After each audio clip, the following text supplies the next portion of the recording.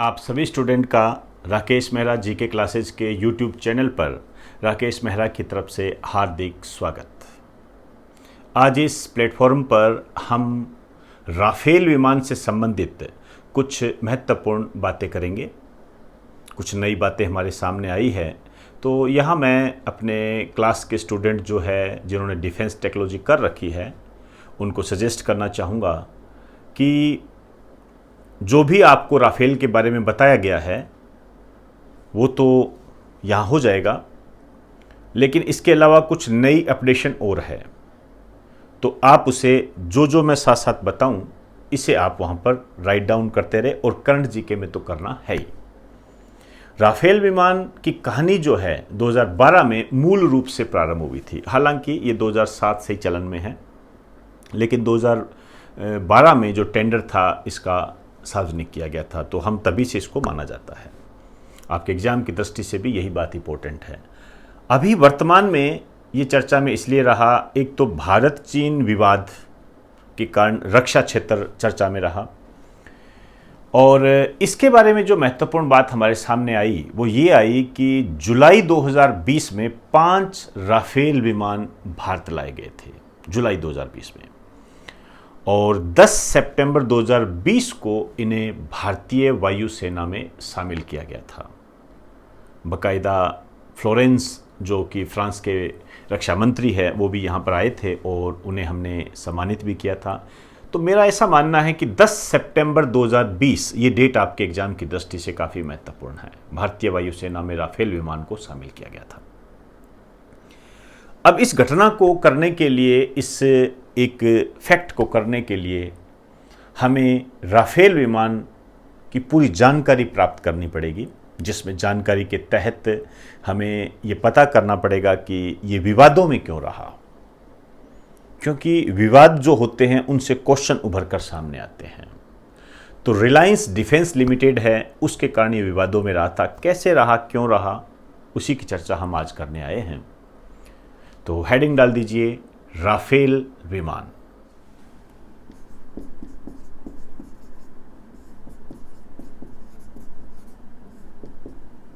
ये पूरा का पूरा इंपॉर्टेंट है, इस पर क्वेश्चन आ भी चुके हैं।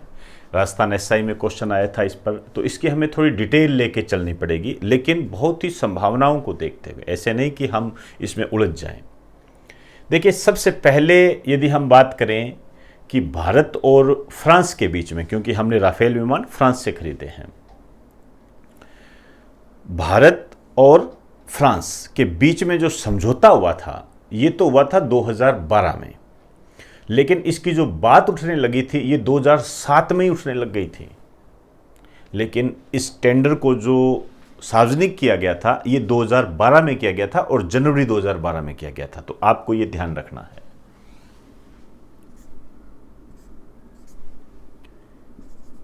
एक तो लिखिए, इसे फ्रांस से खरीदा गया है। पहली बात तो ये फ्रांस से खरीदा गया है।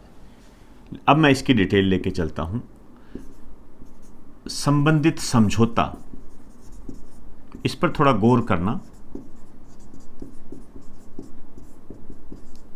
2012 में हुआ था, यह ध्यान रखना। समझौता 2012 में हुआ था और भारतीय वायुसेना में जो इसको शामिल किया गया है ये सितंबर 2020 में शामिल किया गया है।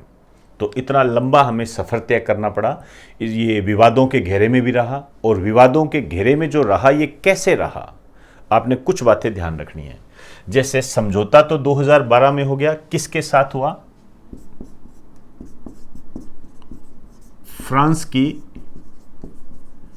डेसाल्ट कंपनी के साथ।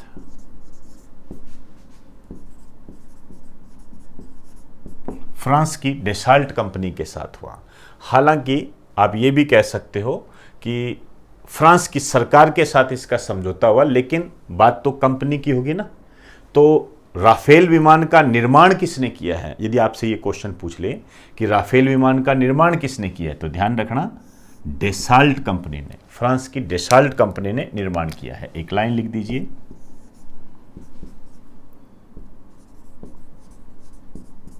इसने राफेल का निर्माण किया है। मैं बहुत ही सिंपल वे से लेके चल रहा हूं।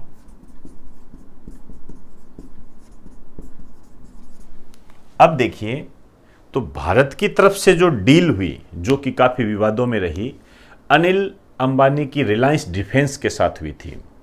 अब यहाँ पर ये जो डील हुई, ये इस कारण से विवादों में आ गई कि कांग्रेस ने ये कहा कि आपने अनिल अंबानी को ये डील क्यों दी। भाई भारत भी तो अपनी तरफ से देगा ना। जैसे भारत कहता है भी हमारे यहाँ हाल है, इधर डेसाल्ट है, तो डेसाल्ट और हाल मिलकर करते हैं ना, क्योंकि हाल तो पब्लिक सेक्टर अंडरटेकिंग है, अभी बात की थी। तो कहा कि आपने ये अनिल अंबानी को कैसे दे दी, रिलायंस डिफेंस को कैसे दे दिया आपने ये। क्योंकि एक तो मुद्दा ये था कि अनिल अंबानी की जो कंपनी है ये कर्जे में डूबी हुई थी, तो आपने कहा कि कर्जे वाली जो कंपनी है उसको आपने डील कैसे दे दी। तो इस कारण से ये विवादों में रहा था। मैं एक बात कहना चाहूंगा, एक लाइन लिख दीजिए, ये डील किसके साथ हुई।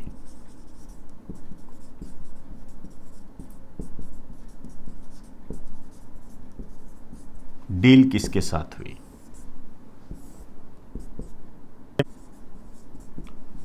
रिलायंस डिफेंस लिमिटेड, ये अनिल अंबानी की कंपनी है।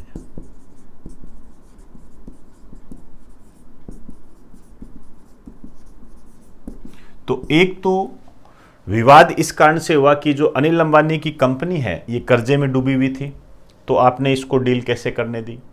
दूसरी बात, जब हमारे पास सार्वजनिक कंपनी है, पीएसयू है, तो फिर आपने उसको छोड़कर इसको क्यों दिया। तो ये विवादों में रहा। जो भी आगे चलता रहा, 2017 में डेसाल्ट और रिलायंस का एक संयुक्त लिमिटेड बना, जिसने राफेल के निर्माण से संबंधित बात को आगे बढ़ाया। तो एक लाइन लिखिए, फरवरी 2017 डेसाल्ट रिलायंस एरोस्पेस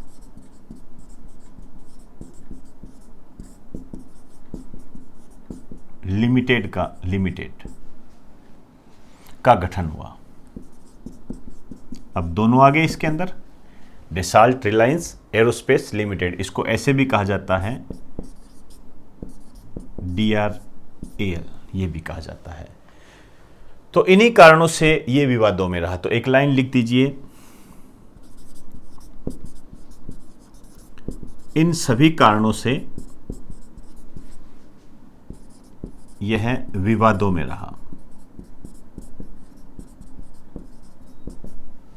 एक अन्य कारण इसकी कीमत से भी संबंधित था। अब 2012 में जो समझौता हुआ था, कांग्रेस ने कहा कि हमने जो 2012 में समझौता किया था वो कम पैसों में किया था। यहां मैं आपको पैसे नहीं बताने जा रहा हूं, वहां पे उलझने की आवश्यकता नहीं है। जबकि कांग्रेस ने यह कहा कि हमने 2012 में जो कम पैसों में समझौता किया था, इन्होंने ज्यादा पैसों में समझौता किया था। तो विवाद का एक अन्य कारण जो है इसकी कीमत भी रहा। राफेल की कीमत, तो जहां तक मैं मान के चलता हूं आपको ये बात समझ में आ गई होगी कि जो इस पर विवाद हुआ था उसके मूल में क्या बातें थी। होता क्या है, जब हम इन बातों को समझ लेते हैं तो बेसिक जब हमारे कंप्लीट हो गए तो न्यूज़पेपर में जो भी बात आती है उसको हम आसानी से समझ पाते हैं। तब आप समझ गए होंगे अनिल अंबानी के साथ ये जो सिस्टम बैठा था ये विवादों में क्यों रहा। क्लियर हुई बात सारी। 2012 में समझौता हुआ, इसी कारण से तो कांग्रेस बीच में आई, क्योंकि कांग्रेस के काल में ये समझौता हुआ था। 2012 में भारत में कांग्रेस की सरकार थी। तो एक बार आप इसे राइट डाउन करो, उसके बाद में मैं इस पर अन्य बातें करूंगा।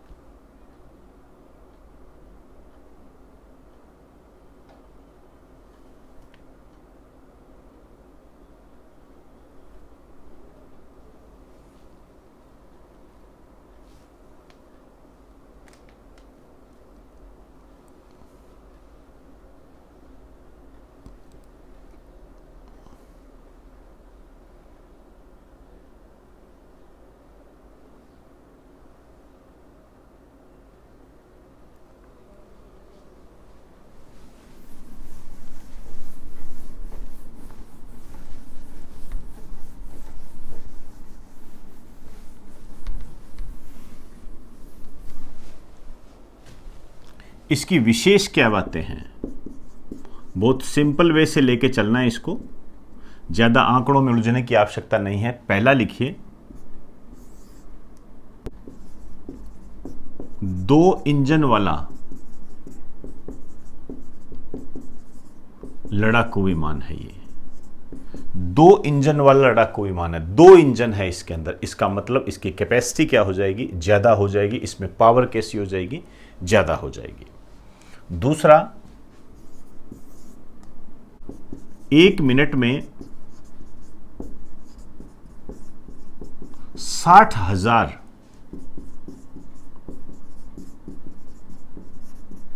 फीट की ऊंचाई तक जा सकता है।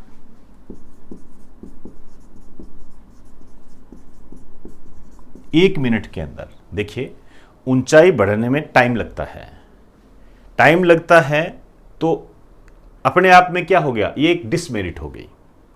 लेकिन इस डिसमेरिट को भी यूजफुल बनाया गया और ये कहा गया कि 1 मिनट के अंदर ये 60,000 फीट की ऊंचाई तक चला जाएगा।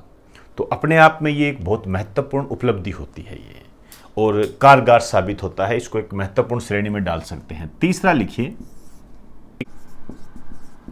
25,000 केजी भार उठाने की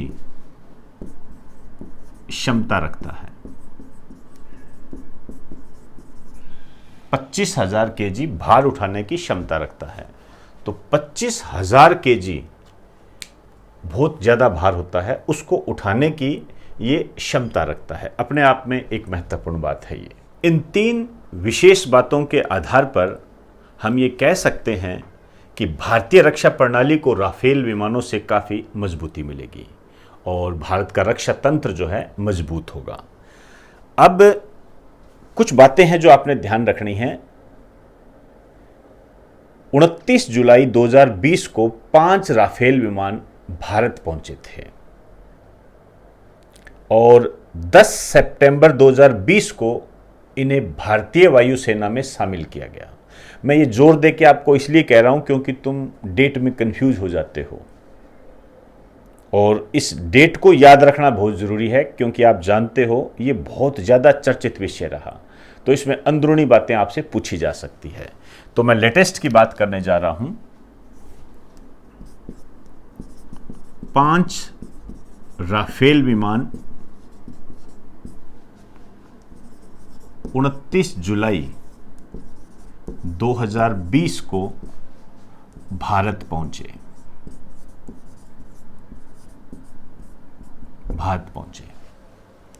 और इन्हें भारतीय वायुसेना में जो शामिल किया गया, बहुत महत्वपूर्ण बात,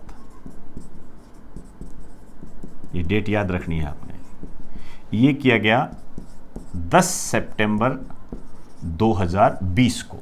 10 सितंबर 2020 को इन्हें शामिल किया गया था। स्थान कौन सा था, ये भी आपने ध्यान रखना है। अंबाला वायुसैनिक केंद्र, ये हरियाणा में पड़ता है, ध्यान रखना। हालांकि ये पंजाब और हरियाणा की सीमा पर है, तो अंबाला वायु सैनिक केंद्र जो है हरियाणा में है। बाकायदा यहाँ पर जब राफेल विमानों को भारतीय वायुसेना में शामिल किया गया था तो नो फ्लाइंग जोन घोषित किया गया था। नो फ्लाइंग जोन, क्योंकि राफेल विमानों को किसी की फ्लाइंग मतलब जैसे पतंग उड़ाने से मना किया गया, कबूतरों को दूर रखा गया, ऐसे काम किए गए थे। नो फ्लाइंग जोन, ताकि राफेल को कोई खतरा ना हो, यहां शामिल किया गया। और ये जो शामिल किया गया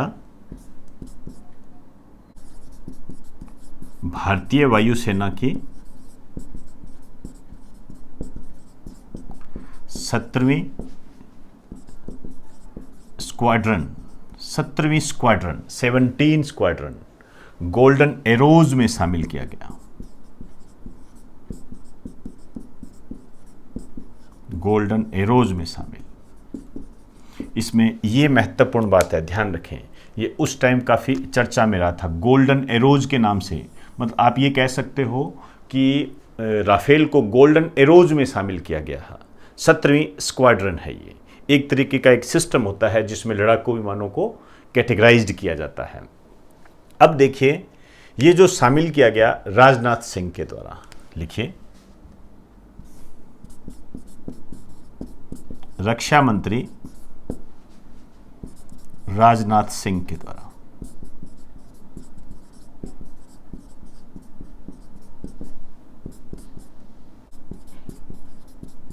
रिमोट से अनावरण किया।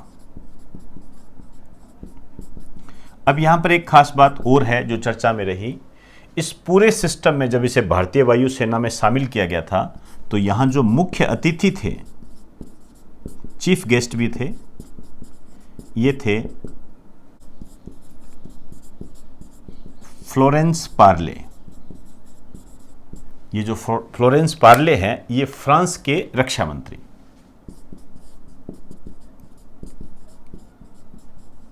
ये मुख्य अतिथि थे। अब आपसे ये पूछ लिया जाता है कि फ्रांस के रक्षा मंत्री कौन है। अब आप कहोगे यार पता नहीं कैसे पूछ लिया यार, ऐसे तो हर किसी देश के यदि हमें ये पूछने लग गए तो हम करेंगे क्या। क्योंकि ये चर्चा में रहे, राफेल भारत में आया है, अनावरण किया है उसका, और चीफ गेस्ट हमने इनको बनाया है, तो ओबियसली बात है अपने आप में इंपॉर्टेंट बन जाता है। इसके अलावा एक और महत्वपूर्ण बात हुई, इन्हें एक प्रतीक चिन्ह भेंट किया गया सम्मान देने के लिए। एक लाइन लिखिए, इन्हें सम्मान देने के लिए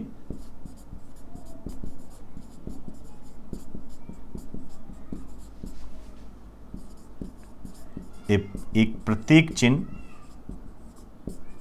भेंट किया गया। एक प्रतीक चिन्ह भेंट किया गया इन्हें सम्मान देने के लिए। फ्लोरेंस पार्ले फ्रांस के रक्षा मंत्री, डिफेंस मिनिस्टर है, जैसे अपने डिफेंस मिनिस्टर राजनाथ सिंह जी है। तो ये राफेल के बारे में हमने करंट अपडेट किया है और पुरानी की जानकारी भी हमने प्राप्त की है। तो एक बार आप इसे राइट डाउन कर दीजिए।